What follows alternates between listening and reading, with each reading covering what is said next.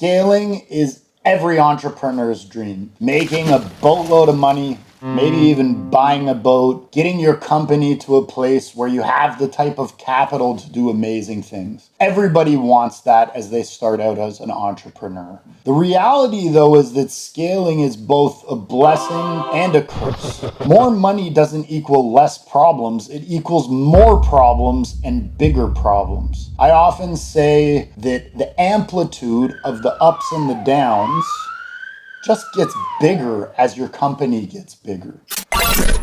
Today we're going to talk about a few examples of companies and how their road looked like as they scaled. We're going to give them a rating, rank them from 1 to 3, and then go over some tips as you scale when it comes to manufacturing in the product space, hopefully preparing you to do a better job. Scaling can require completely overhauling the way you think, the way you do business, creating new processes, managing your supply chain, managing expectations, etc. Before we get into the examples, all of these companies did great things, right? I'm not here to throw shade at them and say they're shit. That is not my intention. Also, foresight is 2020. Me being able to look back at these companies and what happened is a hell of a lot easier than any of those founders in the moment. They're obviously doing the best they can. Let's not make any more excuses for them. Let's get into the details. Here we go. First up, Pebble. Back in 2012, Pebble raised $10 million with their Kickstarter campaign, 10,000 plus backers. It was the biggest Kickstarter campaign of all time to date. However, as amazing as that was, Pebble struggled to meet the massive demand. Months-long shipping delays as they scrambled to scale manufacturing from an initial plan of making just 1,000 watches, now making 85,000. After missing its original September 2012 ship date, Pebble finally began shipping in January 2013, but not in the quantities needed. They weren't prepared. Scaling proved to be an enormous challenge. However, by late 2013, Pebble had shipped over 93,000 watches, released its Pebble SDK for third-party app development, and did quite a bit of stuff. Despite its early success, however, Pebble faced increasing competition from companies like Apple, Samsung, Fitbit, and others entering the smartwatch market. Unable to match their resources and scales of economy, Pebble was eventually acquired by Fitbit in 2016 for just $23 million. It's not chump change, but compared to the $740 million valuation it achieved at its peak, it's a small fraction. What's the takeaway? One major one.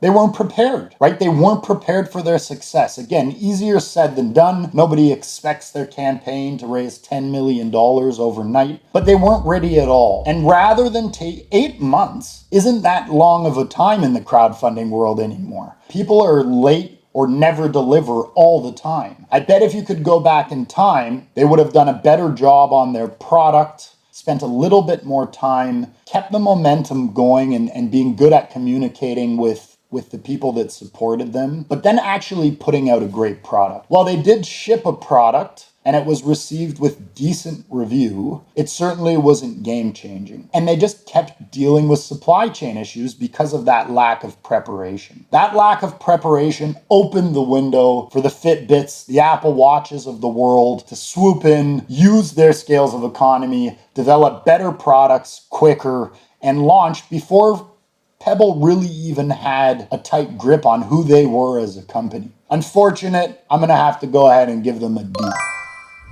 All right, now example number 2, GoPro. So GoPro was founded by Nick Woodman in 2002. It grew steadily for over a decade before its IPO in 2014. Probably everybody can remember when GoPro first started becoming the rage. They were so cool. They changed the way that we take pictures of what we're doing, the way we video the stuff that we're doing, right? Action, adventure, sports now all of a sudden could be captured from a first-person angle with that fisheye lens. Everybody has seen somebody traveling around with a GoPro. It was incredible.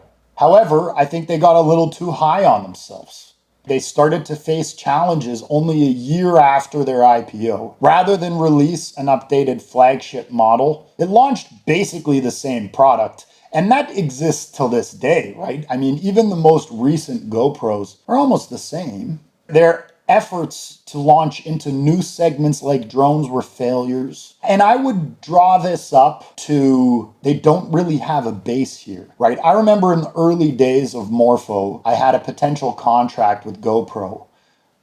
Now, I'm not trying to diss myself, Morpho, but at the early days of Morpho, I did not deserve to have a contract from GoPro. They just seemed a little sloppy and unorganized. They didn't really have a base here where all of their products were getting made. And while I think they did a pretty good job with quality control, I don't think the same can be said about innovation, right? They launched the same product over and over because of how cool their product was. And because of how high they had got on themselves, they didn't innovate, they didn't make new products, their brand loyalty started to dissipate, different competitors came out, people started launching the same thing for cheaper or even better offerings for similar prices. A lot of their new products really started to fail. They tried offering a more premium. It didn't really work. They tried offering lower end cameras that ended up cannibalizing their own efforts. While GoPro also faced some serious scaling challenges with their supply chain, I think their main issues that almost led to bankruptcy in 2017 stemmed from overconfidence in its brand, overly ambitious expansion, and really just believing that because they had created something so cool, people would just stick with them forever. On the flip side of that, you have a company like DJI, right? DJI is putting out new, amazing products all the time, completely dominating the drone space, and even a lot of their action cameras, I think, do a better job than GoPro. GoPro's still losing money. You know, they had a Q2 in 2024 with a $48 million loss. They obviously are a big company and can probably fight through that. However, if they don't start seriously innovating and coming out with some really new products, how do you scale past that, right? When they almost went bankrupt, they had a $500 million loss in 2015. So they didn't innovate. They didn't have their base out in China. They were giving chumps like me contracts that I frankly didn't deserve at the time. And yeah, things just got sloppy. They hired too much. They just got too big for the britches. They didn't remain grounded. They didn't remain innovating. And while they still exist today and GoPros are everywhere, I think that we've certainly seen the peak. I doubt that they're going to get back to the valuations that they saw at their highest. I'll give GoPro, despite it being an incredibly cool product and a real game changer in the industry, we're going to go ahead and give them a B-. Finally, we're going to talk about Anchor. In 2011, then Google engineer Stephen Young left California and came to Shenzhen to start Anchor. There's kind of a cool story behind the product where he was thinking about raising venture capitalist funds, and his mom basically said, "If you think this could go big, take my money." So she gave him a loan to start the company. He came out to China, came to Shenzhen, and started building Anchor. When power banks first started taking off, I would see them all over China. You'd have they're basically like power bank garages where you'd go with WeChat, you'd scan the QR code, you'd pay, the equivalent of 10 cents. Power bank would pop out plus a deposit, which is an interesting part of the business model, perhaps for another day. But you'd pay, you'd put it back when you're done, your phone would be charged and it would just charge in the base. Amazing idea. I thought about bringing that idea to Canada and trying to do it. I realized there's two reasons that it wouldn't work. One, WeChat is a super app here. Everyone uses it. You use it for payments, you use it for everything. There's not really something like that would make the ease of use for the end customer as easy as it is here. And secondly, when you're downtown Guangzhou, a city of 20 to 30 million people, you're not doing a lot of driving. When you're out in the suburbs in Canada, you can't exist without a car. And when you're in the car, it's easy to charge the phone. So, I quickly realized that I didn't think power banks, at least to the same way they're used here, would be as popular. However, Anchor also realized that. They innovated, they developed new products. They started building out smart home devices They started building out smart home devices and portable power stations, right? They really extended it. Now, I think the shortfall for Anchor, and a big part of why their stock price isn't as high as I think, their revenue year over year has increased every year since they went public. The stock price, I don't think really reflects that because they're in such a competitive space, right? Power bank factories popped up everywhere in the south of China. People retooled their entire supply chains to build power banks because they were so popular. So I think that Anchor is in a bit of a race to the bottom type of a situation where people are just selling basically the same thing. But I think they caught on to that early, right? QC was so important to them. Supply chain management was so important to them. They put out not only good product, but they continually adopted new ideas right here, right in Shenzhen, the best home to engineers in the world, in my opinion. And they had access to all of that. Unlike these other two companies who operated from abroad, they weren't here. They didn't have access to that engineering base that was, I think, and a huge catalyst to the overwhelming success that Stephen Yang saw with Anchor.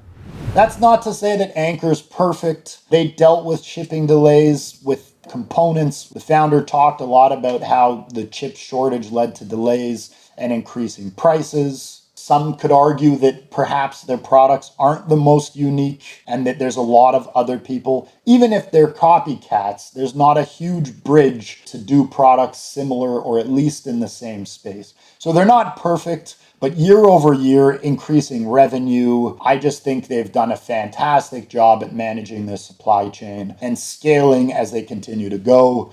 Anchor, I'm going to give an A. Ranking them from worst to best, we got Pebble bringing up the rear. What a shame. It could have been something very special. They essentially did what Apple did before Apple did. It's a shame that they weren't properly prepared to meet the demand that they created. In the middle, you got GoPro, which again is a game changer. They did such a fantastic job. It's such a cool product. It was cool 10 years ago though, right? What have they done since? In my opinion, not as much as they potentially should have.